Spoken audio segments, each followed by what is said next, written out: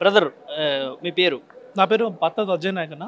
నేను జేపీ దర్గా కొత్తూరు మండలం రంగారెడ్డి జిల్లా సర్పంచ్. నేను ప్రస్తుతం ఇప్పుడు సర్పంచ్. నేను ప్రజెంట్ సర్పంచ్. నేను తెలంగాణలో ఎంగేజ్ సర్పంచ్. మా నాన్న మాజీ సర్పంచ్, షాత్నగర్ బీఆర్ఎస్ పార్టీ సీనియర్ నాయకులు మా నాన్న. మొదటిసారిగానా మీరు గెలిచి? నేను ఫస్ట్ టైం గెలిచాను. మా నాన్న మాజీ ఊరికి గతంలో సర్పంచ్ చేశారు. ఇప్పుడు నేను ప్రస్తుతం సర్పంచ్. ఎంత ఉంటుంది బ్రదర్ మీ వయసు? నా 24 ఇప్పుడు. నేను 21 ఏజ్కి గెలిచాను. చిన్న వయసులో బీఆర్ఎస్ పార్టీ నుంచి సర్పంచ్గా విధి విధానాలు నిర్వహిస్తూ ఉన్నాను. సో ఎట్లా అనిపిస్తుంది మీ పొలిటికల్ పరంగా? అంటే నేను ఒక యూత్గా ఉండి పొలిటికల్గా రావడం అనేది అదృష్టంగా భావిస్తున్నాను. ఎందుకంటే యూత్ పాలిటిక్స్లో ఉంటే ఒక మార్పు అనేది ప్రజలు కోరుకుంటారు. ఎట్లా చూస్తారు మీరు? అంటే ఇప్పుడున్న గవర్నమెంట్ కాంగ్రెస్ పార్టీ ఏర్పడిన తర్వాత ముందు రోజుల్లో 6 గ్యారెంటీలు అమలు చేసినామంటా ఉంది. దాంతోపాటు పార్లమెంట్ ఎన్నికలు కూడా రాబోతూ ఉన్నాయి. మీరు ఒక విలేజ్ సర్పంచ్గా మీ చుట్టూ ఉన్న పరిసరాలు ఏ విధంగా ఉన్నాయి? అంటే నేను మన ఇప్పుడు ప్రస్తుతం మన సీఎం రేవంత్ రెడ్డి గారి జిల్లానే మాది, ఉమ్మడి మహబూబ్నగర్ జిల్లా మాది. ఇప్పుడు రంగారెడ్డి కిందకి మారిపోయింది. కాకపోతే పార్లమెంట్ సెగ్మెంట్ అనేది మహబూబ్నగర్ కిందనే ఉంది. కానీ ఒకటి చెప్పగలుగుతాం, 100% 100 రోజులలో ఏదైతే హామీ ఇచ్చారో ప్రజలకి, ఏ రోజు న్యాయం చేయలేదు వాళ్ళు. ఎందుకంటే ప్రజలు గమనిస్తున్నారు. కాంగ్రెస్ పార్టీ చేస్తున్న పథకాలు కానీ వాళ్ళు చేస్తున్న అభివృద్ధి కార్యక్రమాలు ప్రజలలో ఎక్కడ వెళ్ళట్లేదు. మనం చూస్తున్న వాస్తవంగా మీడియా మిత్రులు కూడా చూస్తున్నారు. ఇక్కడ ఉన్న ప్రస్తుతం ఉన్న తెలంగాణలో పరిస్థితి చూసి ప్రతి ఒక్క రైతులు కానీ, ప్రతి ఒక్క వికలాంగులు కానీ, ప్రతి ఒక్కరు ముసలోళ్ళు కానీ, ఇక్కడ ఉన్న యువకులు కానీ చాలామంది చాలా బాధతోని ఎందుకు ఈ ప్రభుత్వానికి మేము ఎన్నుకున్నామని చెప్పి బాధపడుతున్నారు. ఎందుకంటే గతం కంటే ఇప్పుడు కేసీఆర్ సార్ ఉన్నప్పుడు తెలంగాణ ఎట్లుండే, ఇప్పుడు ఎట్లయింది తెలంగాణ అని చెప్పి బాధపడుతున్నారు. ఎందుకంటే మనకు గుర్తుంది, మన తెలంగాణ ఉద్యమంలో కేసీఆర్ సార్ ఒకటి నినాదంతో ముంగలేరు, నీళ్లు నిధులు నియామకాలతో ఉద్దేశంతో. ఆ రోజు తెలంగాణ ఉద్యమం తీసుకున్నప్పుడు అదే తెలంగాణ ఉద్యమం ఈరోజు ఆయన సీఎంగా రేవంత్ రెడ్డి అయిన తర్వాత ఏ ప్రజల దగ్గర వెళ్ళేసి ఏ ప్రజల సమస్యలు తెలుసుకోకుండా 100 రోజులు దొంగ హామీలు ఇచ్చుకుంటా, 420 హామీలు ఇచ్చుకుంటా, ఆ హామీలో కూడా ఒకటి బస్సు నెరవేరారు.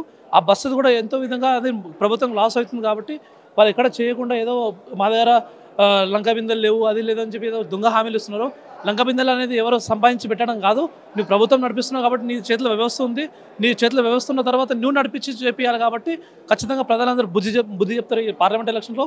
ఎందుకంటే ప్రజలందరూ గమనిస్తున్నారు. 100 రోజుల పాలనలో కూడా వాళ్ళు గతం కంటే ఇప్పుడు ఏం మార్పు వచ్చిందో ప్రజలందరూ చూస్తున్నారు. 100 రోజులు కూడా 100 రోజులు దాటిన తర్వాత ఎలక్షన్ కోడ్ ఉందని చెప్పేసి ఏదో హామీలు, ఎలక్షన్ కోడ్ తర్వాత ఇస్తాము, ఎలక్షన్స్ అయిపోయిన తర్వాత ఇస్తామని చెప్పి మాట ఇస్తున్నారు. కాకపోతే పార్లమెంట్ ఎలక్షన్లో ఖచ్చితంగా బీఆర్ఎస్ పార్టీ బుద్ధి చెప్తుంది. బీఆర్ఎస్ పార్టీ ఖచ్చితంగా కాంగ్రెస్ పార్టీకి, బీజేపీ పార్టీకి ఖచ్చితంగా బుద్ధి చెప్తామని మేము కోరుతున్నాం. అంటే సోషల్ మీడియాలో కానీ ఎక్కడ చూసినా కూడా రేవంత్ రెడ్డి పార్టీ మారినాడు, పార్లమెంట్ ఎన్నికలు అయిపోయిన తర్వాత బీజేపీ పార్టీలోకి చేరుతాడని చెప్పి ఒక బలమైన మాట అయితే వినిపిస్తూ ఉంది. దానికి మీరు ఏం చెప్తారు? అన్నా నేను ఒకటే చెప్తాను మీకు, ఖచ్చితంగా రేవంత్ రెడ్డి గారు ఆర్ఎస్ఎస్ కార్యకర్త. ఏ రోజు ఈ కాంగ్రెస్ పార్టీలో స్టాండ్గా ఉండడు. ఆయన గతంలో ఫస్ట్లో టీఆర్ఎస్ పార్టీలో ఉన్నప్పుడు కూడా టీఆర్ఎస్ పార్టీలో ఉన్నాడు. మళ్ళీ టీడీపీలో వెళ్ళారు, అక్కడ టీడీపీ నుంచి కాంగ్రెస్ వెళ్ళారు. రేపు పార్టీ మారడానికి గ్యారంటీ ఉంది. ఇంకోటి చెప్తున్నాను, ఖచ్చితంగా మీరు రాసి పెట్టుకోండి. బీఆర్ఎస్ పార్టీ మన తెలంగాణ ఉద్యమం నుంచి కూడా పుట్టిన పార్టీ. ఏ రోజు పార్టీ అనేది భూస్థాపితంగా అవ్వదు. కాంగ్రెస్ పార్టీ ఖచ్చితంగా ఈ ఎలక్షన్స్, పార్లమెంట్ ఎలక్షన్స్ కుప్పకూలిపోతుంది. ఖచ్చితంగా కోమటిరెడ్డి వర్గం ఒకటి అయిపోతుంది, బట్టి వర్గం ఒకటి అయిపోతుంది, రేవంత్ రెడ్డి వర్గం ఒకటి అయిపోతుంది. కావున ప్రతి ఒక్కరు ఖచ్చితంగా నోటుకి ఓటు కేసు దాంట్లో ఖచ్చితంగా బీజేపీతో కుమ్మకాయి, ఖచ్చితంగా బీజేపీతో పొత్తు అయి ఖచ్చితంగా వాళ్ళ ఎమ్మెల్యేలతో పాటు బీజేపీలో వెళ్ళిపోతారు ఖాయం అని ఖచ్చితంగా అని చెప్తున్నాం. బీఆర్ఎస్ పార్టీ ఖతమైపోతా ఉందన్నట్టు కోమటిరెడ్డి వెంకటరెడ్డి మాట్లాడుతూ ఉన్నారు కదా ప్రధాని అన్న. కోమటిరెడ్డి వెంకటరెడ్డికి నేను ఒకటే సూటిగా అడుగుతున్నా, ఒకటే క్వశ్చన్.